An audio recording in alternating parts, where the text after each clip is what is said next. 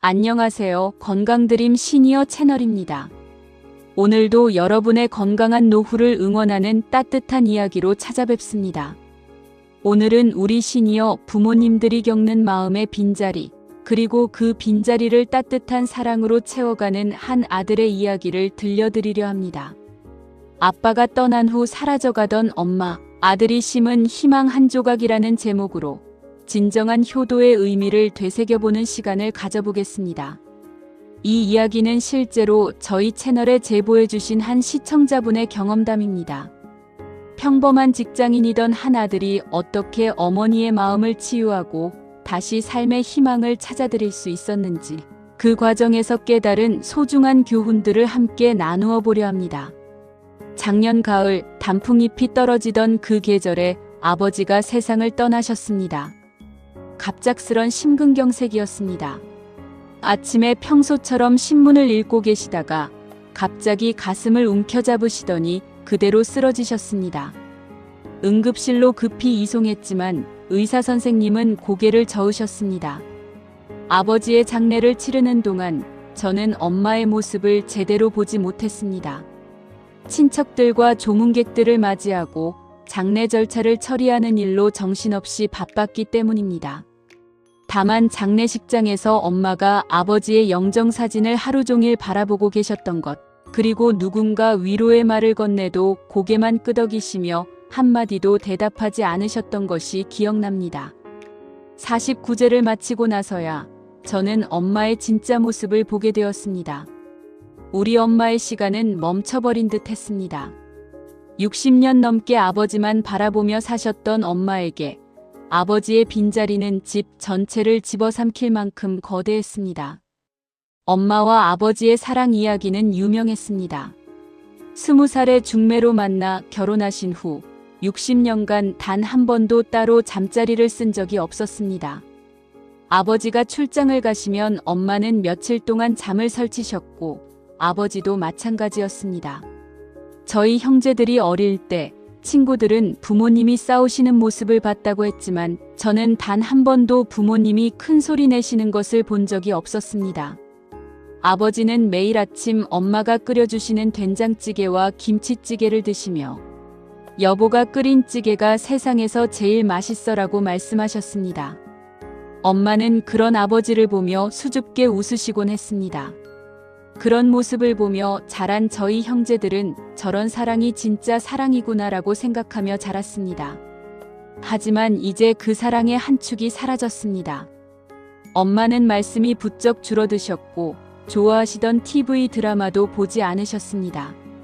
아침이면 늘 분주히 움직이시며 아버지 아침상을 차리시던 엄마의 발걸음은 힘없이 느려졌고 식사도 숟가락 몇 번 뜨고는 내려놓기 일쑤였습니다.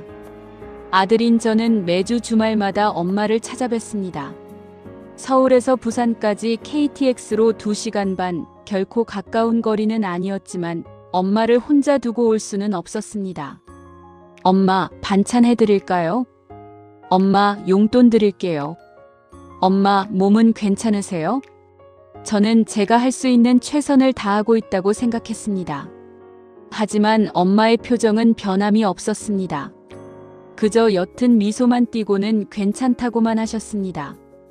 저는 그런 엄마를 보며 마음이 아팠지만 시간이 약이겠지라고 생각하며 제 바쁜 일상으로 다시 돌아가기 바빴습니다.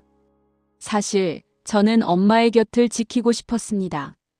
하지만 제게 주어진 삶의 무게가 버거웠습니다. 회사에서는 중요한 프로젝트를 맡고 있었고 아이들은 입시를 앞두고 있었습니다. 아내도 시댁 걱정에 스트레스를 받고 있었습니다. 제게는 24시간이 모자랐습니다. 그래서 저는 엄마께 가사 도우미를 구해드리겠다고 제안했습니다. 하지만 엄마는 완강히 거절하셨습니다. 괜찮다. 나 혼자도 잘 살 수 있어. 엄마의 그 말이 저를 더욱 미안하게 했습니다. 엄마는 자식에게 부담을 주기 싫어서 그렇게 말씀하시는 게 분명했습니다. 하지만 저는 엄마의 그런 배려가 오히려 부담스러웠습니다. 차라리 힘들다 곁에 있어달라고 말씀해 주시면 좋겠는데 엄마는 언제나 괜찮다고만 하셨습니다. 주말마다 엄마 집을 방문할 때마다 저는 엄마에게 용돈을 드리고 필요한 물건들을 사다 드렸습니다. 전기요금, 수도요금, 관리비 등 모든 공과금을 제가 관리했습니다. 겉으로 보기에는 완벽한 아들이었습니다. 하지만 마음 한구석에서는 항상 무언가 부족하다는 느낌이 들었습니다. 그러던 어느 날이었습니다. 평소보다 조금 늦게 엄마 집을 찾았는데 집안이 어딘지 을씨년스러워 보였습니다. 창문은 닫혀 있었고 커튼도 반쯤 내려져 있었습니다. 엄마는 거실 소파에 앉아 멍하니 TV를 보고 계셨는데 TV 소리도 거의 들리지 않을 정도로 작게 해놓으신 상태였습니다. 엄마, 점심 드셨어요? 시계를 보니 벌써 오후 2시가 넘어 있었습니다. 엄마는 응, 먹었다고 대답하셨지만 무언가 이상했습니다. 늘 깔끔하게 정리되어 있던 식탁 위에는 아침에 드셨던 것 같은 그릇이 그대로 놓여 있었습니다. 저는 냉장고 문을 열어보았습니다. 그리고 그 순간 충격을 받았습니다. 냉장고 안에는 유통기한이 지난 반찬들이 그대로 쌓여 있었습니다. 지난주에 제가 사다 드린 김치도 거의 그대로였고 엄마가 좋아하시던 나물 반찬들도 상한 채로 방치되어 있었습니다.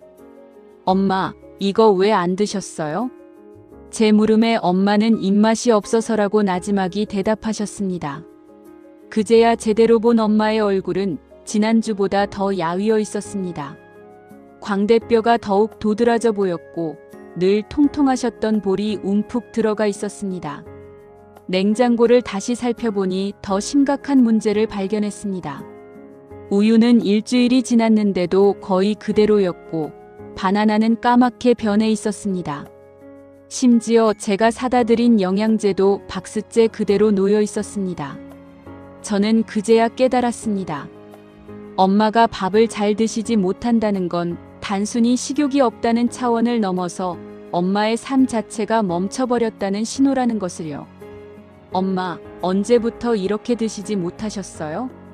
글쎄, 아버지 떠나고 나서부터인 것 같은데 혼자 먹는 밥이 이렇게 맛없을 줄 몰랐네. 엄마의 그 한마디가 제 가슴을 찔렀습니다. 60년 동안 누군가와 함께 나누던 식사를 이제 혼자 하셔야 한다는 것. 그 외로움이 얼마나 클지 짐작할 수 있었습니다. 그날 밤 서울로 돌아와서도 저는 잠을 이루지 못했습니다. 텅 빈 엄마의 냉장고와 마른 얼굴이 자꾸만 떠올랐습니다. 어릴 적 기억들이 파노라마처럼 스쳐 지나갔습니다. 아버지가 출장 가실 때마다 아빠 보고 싶어라며 울던 제게 괜찮다 아빠. 곧 오신다며 따뜻한 밥을 먹여주시던 엄마의 모습. 제가 아프다고 투정 부리면 밤새 제 손을 잡고 잠을 못 이루시던 엄마. 고등학교 때 야간 자율학습을 마치고 집에 오면 늦은 시간인데도 따뜻한 야식을 준비해 주시던 엄마. 늘 저를 위해 자신의 모든 것을 희생하셨던 엄마였습니다. 아버지가 직장에서 힘든 일이 있어 술을 드시고 오시면 화내지 않고 해장국을 끓여드리시던 엄마. 저희 형제들이 용돈이 모자란다고 하면 당신 용돈을 줄여서라도 챙겨주시던 엄마. 그런데 그런 엄마에게 저는 지금 무엇을 해드리고 있었을까요? 돈과 물건만을 드리고 있었습니다. 저는 엄마의 마음을 보지 못했던 것입니다. 엄마에게 필요한 것은 값비싼 선물이 아니라 따뜻한 밥 한 끼를 함께 먹어줄 사람, 아무 말 없이 손을 잡아줄 사람이었다는 것을요. 새벽 3시가 되어서야 저는 중요한 깨달음을 얻었습니다. 저는 그동안 제가 할 도리를 다하고 있다고 착각했습니다.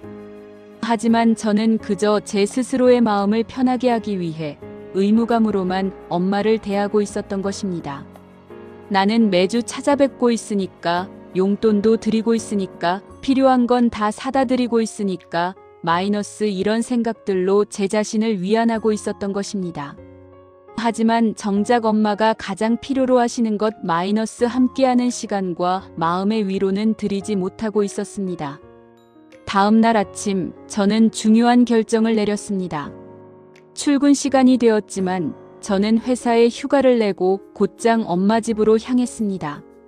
문을 열고 들어가니 엄마는 평소와 같이 거실에서 멍하니 창밖을 바라보고 계셨습니다.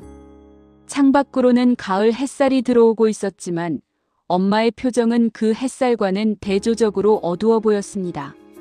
저는 엄마의 손을 잡고 조심스럽게 말했습니다. 엄마, 오늘 저랑 같이 병원에 가요. 아니다, 나 괜찮다. 병원에 갈 일 없어. 엄마, 요즘 식사도 제대로 안 하시고 많이 야위셨어요. 한번 검사 받아보세요. 엄마는 계속 괜찮다고 하셨지만 저는 끝까지 설득했습니다. 결국 엄마는 마지못해 병원에 가시겠다고 하셨습니다. 병원에서는 여러 가지 검사를 받았습니다. 혈액 검사, 심전도, CT 촬영까지. 검사 결과를 기다리는 동안 엄마는 계속 괜히 돈만 쓴다며 걱정하셨습니다. 하지만 저는 이번 기회에 엄마의 건강 상태를 정확히 알고 싶었습니다. 검사 결과가 나왔습니다. 의사 선생님은 차분한 목소리로 말씀하셨습니다. 어머님은 몸에 특별한 이상은 없으십니다. 다만 심리적인 우울감 때문에 기력이 쇠하신 것 같습니다. 배우자를 잃으신 후에 나타나는 자연스러운 반응이긴 하지만 지금처럼 계속 식사를 거르시고 활동량이 줄어들면 신체적인 문제도 생길 수 있습니다. 무엇보다 마음의 회복이 필요합니다. 의사 선생님의 말씀에 저는 눈물이 핑 돌았습니다. 제가 놓치고 있었던 엄마의 아픔이 의사 선생님의 한마디에 그대로 드러났기 때문입니다. 선생님, 어떻게 하면 어머니의 마음이 회복될 수 있을까요? 가장 중요한 것은 가족의 관심과 사랑입니다. 새로운 일상을 만들어드리고 삶의 목적을 찾을 수 있도록 도와드리는 것이 필요합니다.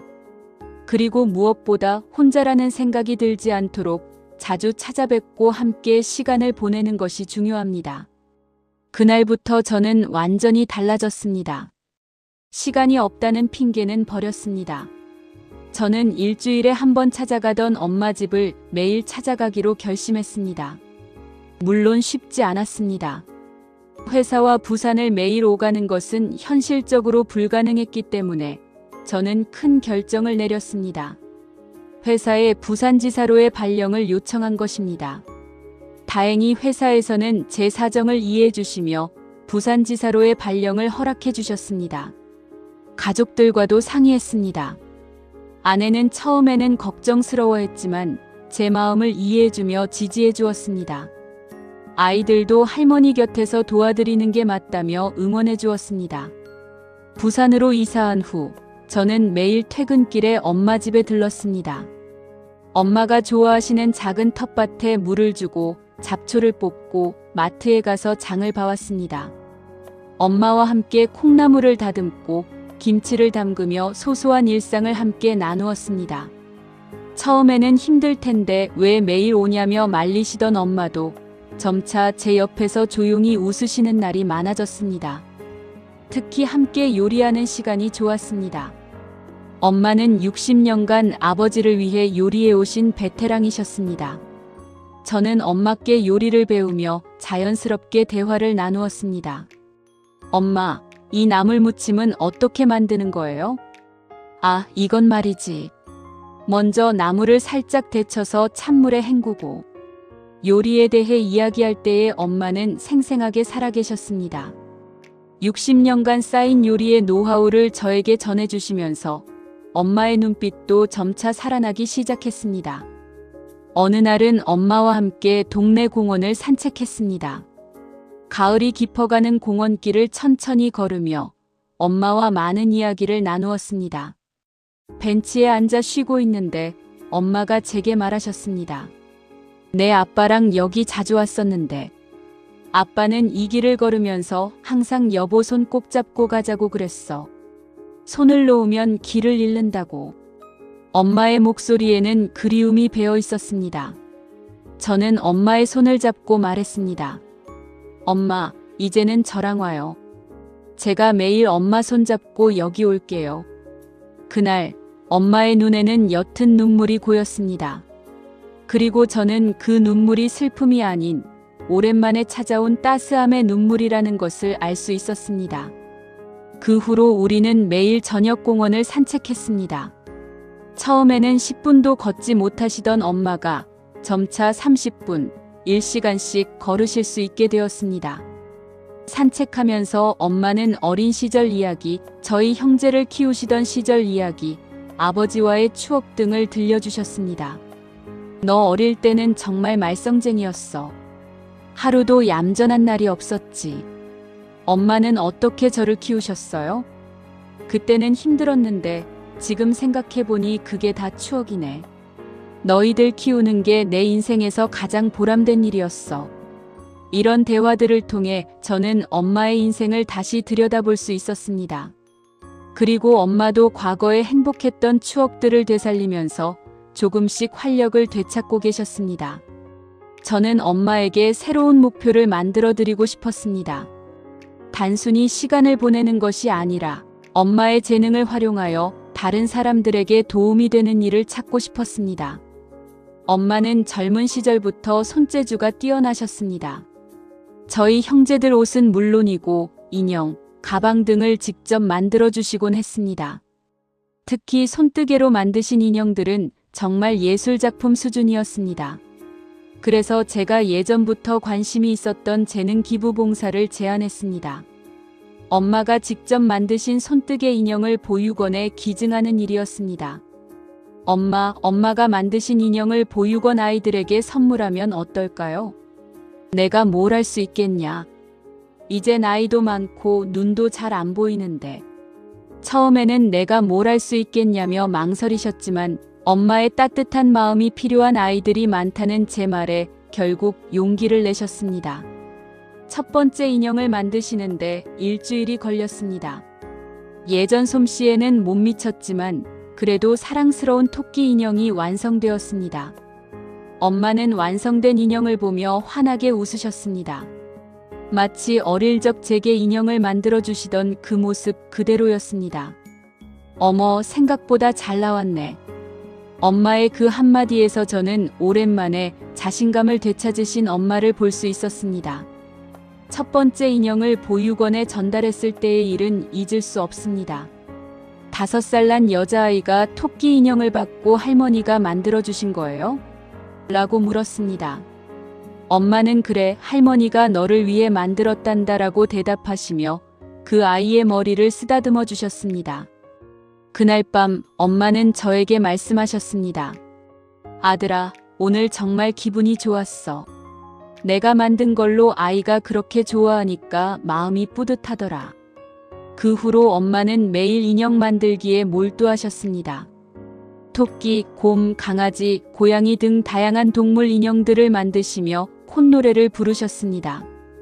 인형을 만들 때의 엄마는 정말 생생하게 살아계셨습니다. 몇 달이 지나자 엄마는 완전히 달라지셨습니다. 이제 다시 예전의 활력을 되찾으셨습니다. 매일 아침 저보다 먼저 일어나셔서 텃밭에 나가시고 봉사활동을 통해 새로운 친구들도 많이 사귀셨습니다. 보육원에서 만난 다른 봉사자 할머니들과 함께 뜨개질 동아리도 만드셨습니다. 일주일에 한 번씩 모여서 함께 인형을 만들고 차 한 잔 마시며 이야기 나누는 시간이 엄마에게는 새로운 활력소가 되었습니다. 오늘은 김할머니가 강아지 인형 만드는 법을 가르쳐 주셨어. 너무 귀엽더라. 박할머니는 손자가 5이나 된다더라. 부러워. 엄마는 새로 사귄 친구들 이야기를 하실 때 정말 행복해 보이셨습니다. 오랫동안 아버지만 바라보며 사셨던 엄마에게 새로운 인간관계가 생긴 것은 큰 변화였습니다. 무엇보다 가장 큰 변화는 엄마의 식사량이 늘었다는 것입니다.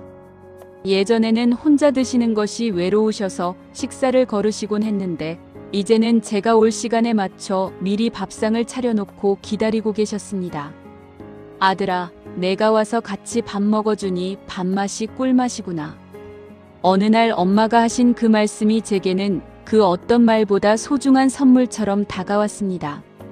함께 먹는 밥이 이렇게 맛있을 줄 몰랐다는 엄마의 말씀에 제 가슴이 뭉클해졌습니다. 엄마는 이제 혼자서도 제대로 된 식사를 하셨습니다.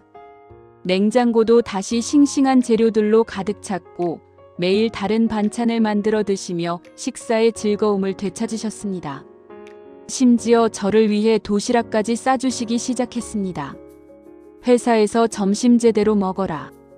엄마가 만든 김치찌개 가져가라. 도시락을 싸주시는 엄마의 모습에서 예전의 그 다정한 어머니를 다시 볼 수 있었습니다. 규칙적인 생활과 적절한 운동, 그리고 무엇보다 삶의 목적을 되찾으신 덕분에 엄마의 건강도 눈에 띄게 좋아졌습니다. 몇 달 전 67kg까지 떨어졌던 체중이 다시 정상 범위로 돌아왔고 혈압과 혈당 수치도 안정되었습니다. 정기적으로 병원 검진을 받으셨는데 의사 선생님께서도 놀라워하셨습니다. 어머님 정말 많이 좋아지셨네요. 몇 달 전 처음 오셨을 때와는 완전히 다른 분 같습니다. 우리 아들이 매일 와서 돌봐주거든요. 그래서 이렇게 건강해진 것 같아요. 엄마가 저를 자랑스러워하시는 모습을 보며 저도 덩달아 기분이 좋아졌습니다. 하지만 동시에 반성도 되었습니다. 왜 진작 이렇게 하지 못했을까 하는 아쉬움이 들었습니다. 이 모든 경험을 통해 저는 진정한 효도가 무엇인지 깨달았습니다. 효도는 돈으로, 물질로만 채울 수 있는 것이 아니었습니다. 효도는 부모님과 함께하는 시간이었습니다. 부모님의 마음을 헤아리는 공감이었습니다. 그리고 부모님의 삶에 새로운 의미를 찾아드리는 따뜻한 동행이었습니다. 아버지가 떠나신 후 저는 엄마의 곁에 텅 빈 공간이 생겼다고 생각했습니다. 그리고 그 공간은 영원히 채울 수 없는 것이라고 여겼습니다. 하지만 그 공간은 사랑으로, 진심으로, 함께하는 시간으로 채울 수 있는 공간이었습니다. 물론 아버지의 자리를 완전히 대체할 수는 없습니다. 60년간 함께하신 부부의 사랑은 그 무엇으로도 대신할 수 없는 소중한 것이니까요. 하지만 자식으로서 줄 수 있는 사랑과 관심으로 엄마의 삶에 새로운 의미와 희망을 심어드릴 수는 있었습니다. 이 경험을 통해 저는 많은 것을 배웠습니다. 우리 부모님들은 쉽게 말하지 않으십니다. 나 힘들다, 외롭다는 말을 쉽게 꺼내지 않으십니다. 자식들에게 부담을 주기 싫어서 혹은 나이 들어서 약해진 모습을 보이기 싫어서 괜찮다고만 하십니다.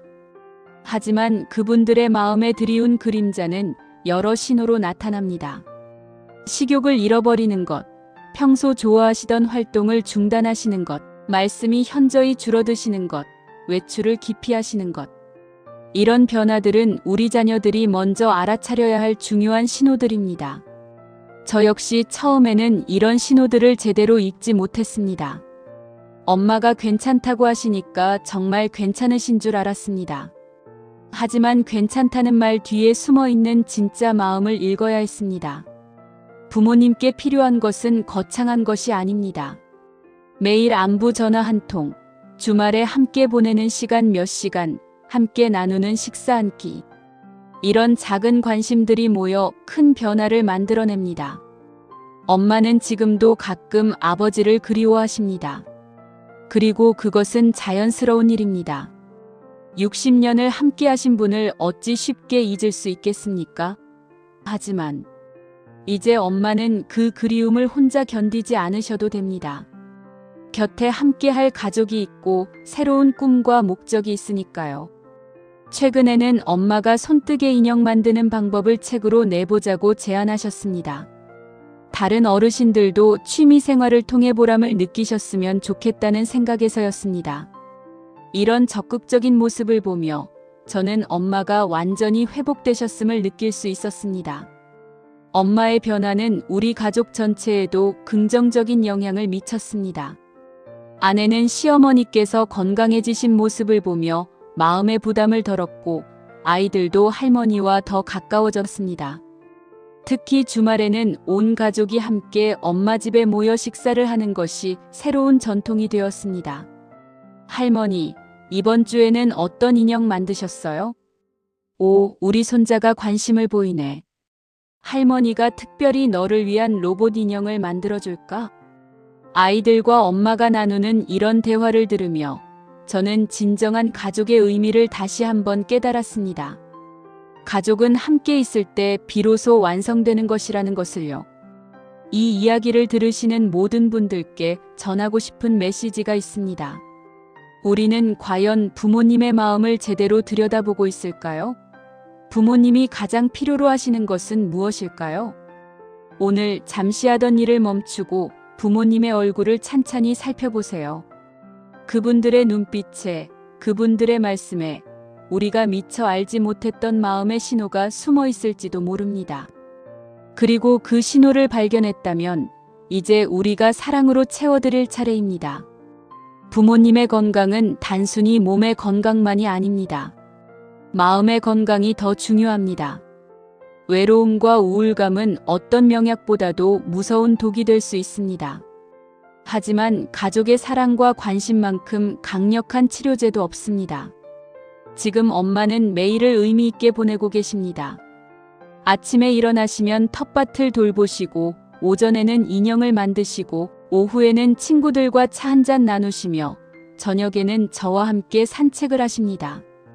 바쁘지만 행복한 하루하루를 보내고 계십니다. 아들아, 요즘 정말 행복해. 아빠가 없어서 외롭긴 하지만 그래도 할 일도 있고 너희들도 있고 감사한 마음으로 살고 있어. 몇 달 전 괜찮다고만 하시던 엄마가 이제는 행복하다고 말씀하십니다. 그 변화가 저에게는 가장 큰 보상입니다. 이 모든 과정을 통해 저도 많이 성장했습니다. 진정한 효도가 무엇인지, 가족이 무엇인지, 사랑이 무엇인지를 배웠습니다. 그리고 무엇보다 부모님과 함께 할 수 있는 시간이 얼마나 소중한지를 깨달았습니다. 이 사연처럼 물질적인 풍요보다 진심, 어린 관심과 따뜻한 동행이 우리 부모님들에게는 무엇보다 소중한 선물이 될 것입니다. 우리 모두의 부모님들이 건강하고 행복한 노후를 보내실 수 있도록 오늘부터라도 조금 더 관심을 가져보면 어떨까요? 안부 전화 한 통, 함께하는 식사 한 끼, 손을 잡고 나누는 산책 한 번. 이런 작은 실천들이 모여 부모님의 인생에 큰 변화를 만들어낼 수 있습니다. 오늘 이 이야기를 들으신 모든 분들이 부모님과 함께하는 소중한 시간을 만들어 가시길 바랍니다. 그리고 우리 모두의 부모님들이 외롭지 않고 아프지 않고 행복한 노후를 보내실 수 있기를 진심으로 기원합니다. 건강드림 시니어가 언제나 여러분과 여러분의 부모님들의 건강하고 행복한 삶을 응원하겠습니다. 긴 이야기 끝까지 들어주셔서 감사합니다. 다음 시간에도 더욱 따뜻하고 유익한 이야기로 찾아뵙겠습니다. 건강하세요.